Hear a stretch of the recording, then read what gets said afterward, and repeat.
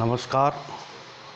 BA part first political science paper second Indian government and politics भारतीय शासन एवं राजनीति के इस कक्षा में आज का हमारा टॉपिक है भारतीय संविधान की विशेषताएं।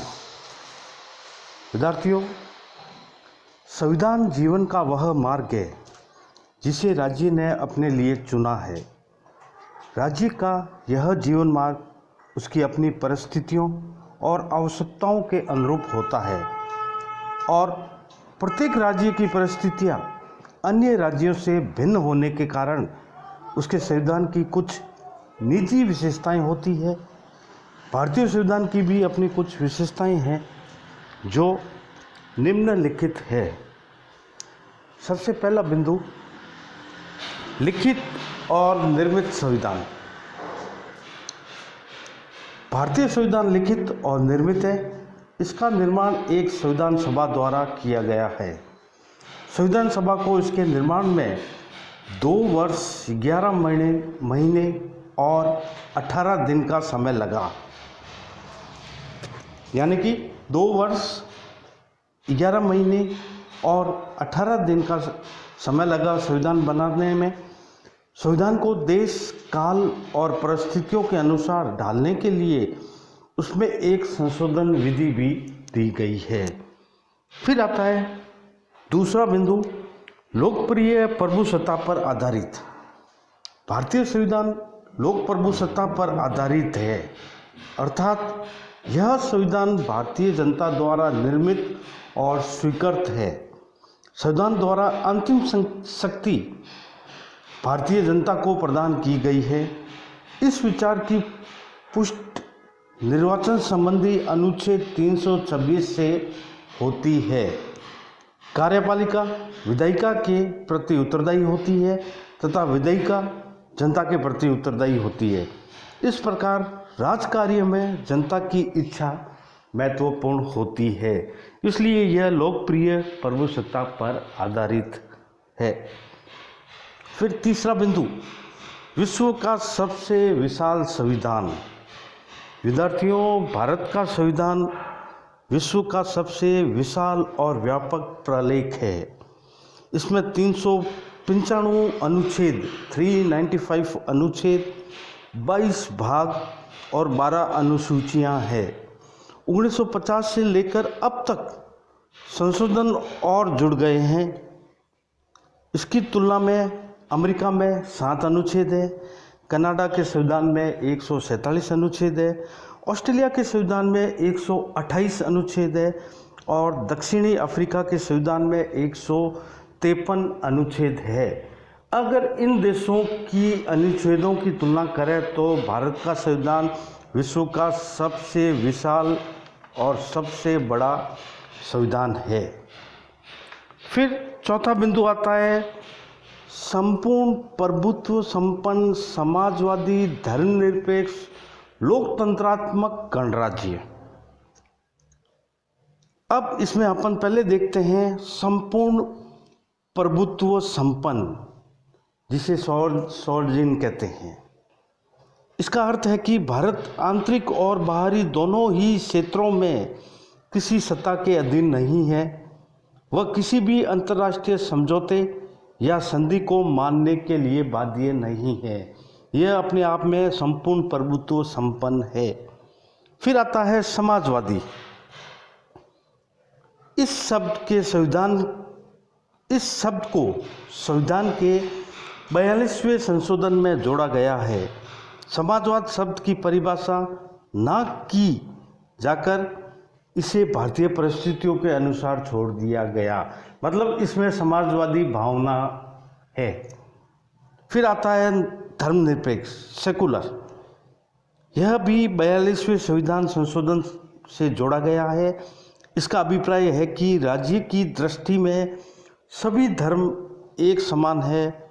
राज्य धार्मिक मामलों में तटस्थ है और तथा इसका कोई हस्तक्षेप धर्म संबंधी मामलों में नहीं है। इसे कहते हैं धर्मनिरपेक्ष। फिर आता है लोकतंत्रात्मक।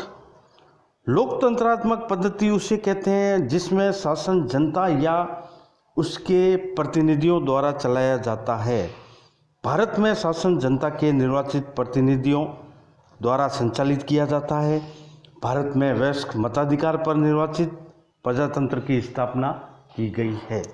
और फिर अंतिम बिंदु गणराज्य, जिसे हम इंग्लिश में कह सकते हैं रिपब्लिक। गणराज्य में राज्य अध्यक्ष प्रत्यक्ष या परोक्ष रूप से जनता द्वारा निर्वाचित होता है। भारत में राष्ट्रपति का निर्वाचन जनता द्वारा अप्रत्यक्ष रूप से किया जाता है, उसे हम गणराज्य कहते हैं। फिर विद्यार्थियों, पांचवा बिंदु भारतीय संविधान की विशेषता का संसदीय शासन प्रणाली। ब्रिटेन की भांति भारत में संसदात्मक शासन पद्धति को अपनाया गया है। संसदीय शासन प्रणाली के अनुसार केंद्र और राज्य सरकारों के गठन की व्यवस्था की गई है।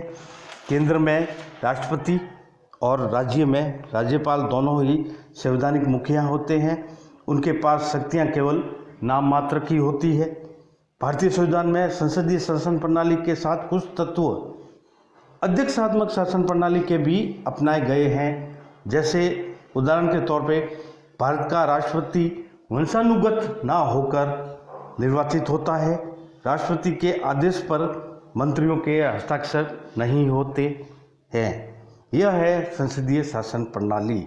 फिर छठी विशेषता कठोर एवं लचीला संविधान। विद्यार्थियों, जैसा कि मैंने कहा, संविधान एक जीवित तथा गतिशील प्रलेख है। राष्ट्र की बदलती हुई परिस्थितियों के साथ उसे समायोजन करना चाहिए। इसके लिए संविधान में संशोधन विधि आवश्यकता होती है। संशोधन विधि भारतीय संविधान के अंदर अनुच्छेद 368 के में दी गई है और संशोधन व्यवस्था कुछ भागों के संबंध में कठोर है, जो अमेरिका से लिया गया है, और कुछ भागों के संबंध में लचीली है, जो ब्रिटेन से लिया गया है। अब हम भारतीय संविधान में संशोधन की 3 विधियों के बारे में चर्चा करेंगे कि भारतीय संविधान के अंदर संशोधन विधि 3 प्रकार किस प्रकार से होती है। पहली हम देखते हैं, संविधान के कुछ भागों में संशोधन साधारण विधि से होते हैं, अर्थात उपस्थित सदस्यों के साधारण बहुमत द्वारा संविधान में संशोधन हो सकते हैं। जैसे राज्यों का निर्माण, वर्तमान राज्यों का पुनर्गठन, भारतीय नागरिकता के अर्थ में परिवर्तन, राज्यों की विधान परिषद की स्थापना और संसद के सदस्यों का वेतन। यह तो है लचीली पद्धति जो साधारण संशोधन की विधि से हो जाती है। फिर दूसरा संशोधन विधि आती है, कुछ विषयों में संशोधन के लिए संसद के सभी सदस्यों के साधारण बहुमत और उपस्थित सदस्यों के 2/3 बहुमत की आवश्यकता होती है। जैसे मौलिक अधिकार तथा राज्य नीति के निर्देशक सिद्धांतों में संशोधन। उसके बाद विद्यार्थियों आती है तीसरी विधि, कुछ विषयों में संशोधन के लिए संसद के सभी सदस्यों के साधारण बहुमत और उपस्थित सदस्यों के 2/3 बहुमत के अतिरिक्त कम से कम आधे राज्यों की विधानसभाओं का अनुसमर्थन भी आवश्यक होता है। मतलब संसद के उपस्थित सदस्यों में से और उसके साथ साथ 2/3 सदस्य जो सदस्यों का बहुमत होना चाहिए और उसके अतिरिक्त आधे राज्यों की विधानसभाओं का अनुसमर्थन भी आवश्यक होता है। वह है जैसे अनुच्छेद 54 आर्टिकल 54 राष्ट्रपति का निर्वाचन। फिर आता है अनुच्छेद 55 आर्टिकल 55 राष्ट्रपति के निर्वाचन की पद्धति। उसके बाद आता है अनुच्छेद 73 आर्टिकल 73 अनुच्छेद 73वां संघ की कार्यपालिका शक्ति का विस्तार। उसके बाद आता है अनुच्छेद 162 आर्टिकल 162 राज्यों की कार्यपालिका शक्ति का विस्तार। उसके बाद आता है अनुच्छेद 241 आर्टिकल 241 केंद्र प्रशासित क्षेत्रों के लिए उच्च न्यायालय की व्यवस्था। उसके बाद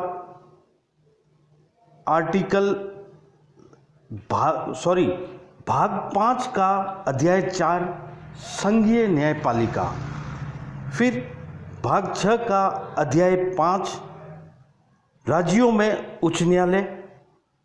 फिर भाग 11 का अध्याय 1 संघ तथा राज्यों में विधायी संबंध। फिर आता है भाग 9 विधायी शक्तियों का विभाजन। अनुसूची 7 जिसमें शक्तियों का विभाजन की सूचियां दी गई है, संघ सूची, राज्य सूची और समवर्ती सूची। और फिर आता है अनुच्छेद 368 जिसे हम कहते हैं संविधान में संशोधन की विधि। तो यह हो गया कठोर एवं लचीले संविधान, किस प्रकार से भारतीय संविधान कठोर एवं लचीला है, जिसमें हमने देखा पहली विधि कुछ भागों में साधारण विधि से संशोधन हो जाता है। उसके बाद दूसरी विधि जो है संसद के सभी सदस्यों का साधारण बहुमत और उपस्थित सदस्यों के 2/3 बहुमत से संशोधन हो जाता है। और तीसरी विधि जो कठोर है वह है संसद के सभी सदस्यों का साधारण बहुमत और उपस्थित सदस्यों के 2/3 बहुमत के अतिरिक्त कम से कम आधे राज्यों की विधानसभाओं का भी बहुमत होना आवश्यक होता है। उसके बाद विद्यार्थियों, भारतीय संविधान की विशेषताओं का 7वां बिंदु पॉइंट 7 एकल नागरिकता। भारतीय संविधान के द्वारा संघात्मक शासन प्रणाली की स्थापना की गई है। साधारणतः संघात्मक शासन प्रणाली में दोहरी नागरिकता होती है, परंतु भारतीय संविधान में एकल नागरिकता प्रदान की गई है। इसका उद्देश्य देश की एकता और अखंडता तथा सुदृढ़ता की रक्षा के लिए एकल नागरिकता के आदर्श को अपनाया गया है, इसलिए भारत में एकल नागरिकता है। फिर अगली विशेषता धर्मनिरपेक्ष राज्य। संविधान निर्मात्री सभा के सदस्य सांप्रदायिकता के जहर से परिचित थे, इसलिए हमारे संविधान निर्माताओं ने भारतवर्ष को पूर्ण प्रजातांत्रिक बनाने के लिए धर्मनिरपेक्षता के सिद्धांत को स्वीकार किया है। यहाँ पर सभी धर्मों का बोलबाला है। भारत एक धर्मनिरपेक्ष राज्य है। उसके बाद 9वीं विशेषता न्यायपालिका की सर्वोच्चता एवं संसदीय सर्वोच्चता का मिश्रण। विद्यार्थियों, भारतीय संविधान में ब्रिटेन की संसदीय प्रभुता तथा अमेरिका की न्यायिक सर्वोच्चता, इन दोनों के बीच का मार्ग अपनाकर दोनों में समन्वय स्थापित करने का प्रयास किया है। अर्थात संविधान में ब्रिटिश संविधान को भली भांति संविधान में ब्रिटिश संविधान की भांति संसद की सर्वोच्चता को स्वीकार करने के साथ साथ अमेरिका के समान एवं संघात्मक व्यवस्था के आदर्श को अपनाते हुए सर्वोच्च न्यायालय को संविधान का संरक्षण तथा व्याख्या करने का अधिकार भी दिया गया है। इसे कहते हैं न्यायपालिका की सर्वोच्चता तथा संसदीय सर्वोच्चता का मिश्रण। फिर 10वां बिंदु आता है मौलिक अधिकार और कर्तव्य। जैसा कि विद्यार्थियों, मौलिक अधिकारों का संविधान में पाया जाना प्रजातांत्रिक सरकार की विशेषता होती है। संविधान में नागरिकों को मूल अधिकारों का वर्णन संविधान के 3रे भाग में अनुच्छेद 12 से 35 तक किया गया है। संविधान निर्माताओं ने 7 मौलिक अधिकार गिनाए थे, परंतु 44वें संविधान संशोधन के आधार पर इसकी संख्या 7 से घटकर 6 कर दी गई है।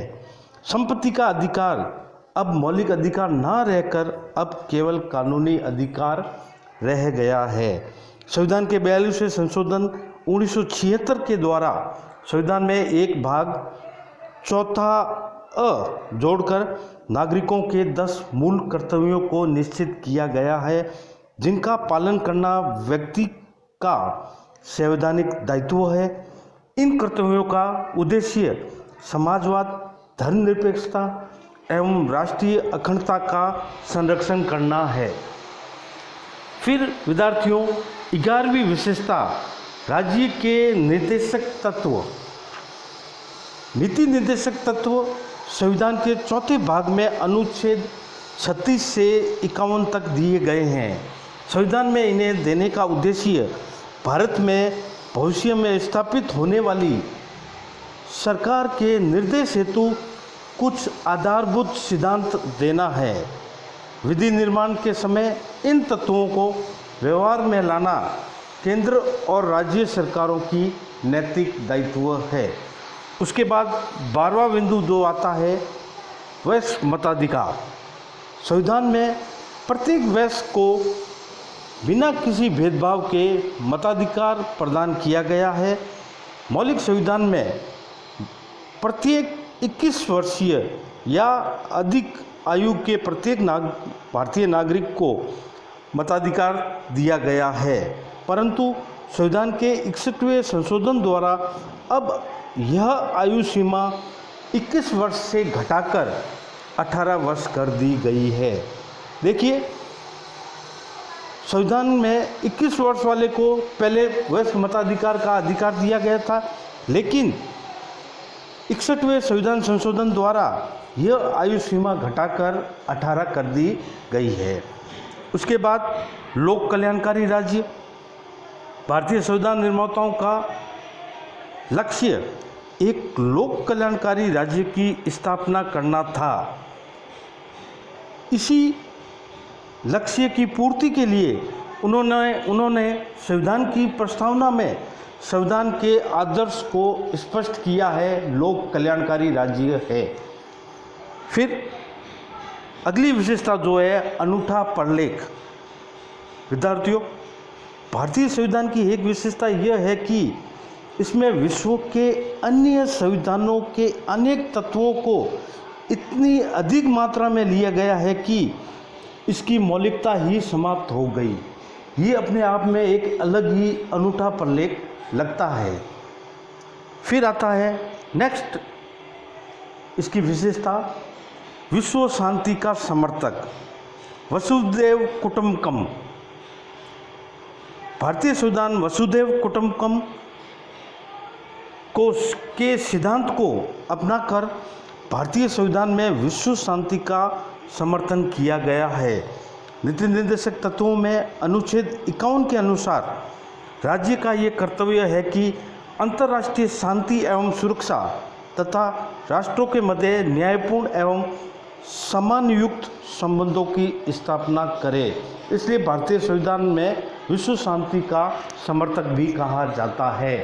तो विद्यार्थियों, आज के इस वीडियो में अपने भारतीय संविधान के 15 बिंदुओं पर चर्चा की है और नेक्स्ट वीडियो में इसको अपन आगे कंटिन्यू करेंगे कि भारतीय संविधान जो है संघात्मक है और उसकी आत्मा एकात्मक है। अर्थात हम भारतीय संविधान के संघात्मक तत्व और एकात्मक तत्वों की चर्चा करेंगे और इसको थोड़ा और आगे बढ़ाएंगे। धन्यवाद। जय हिंद।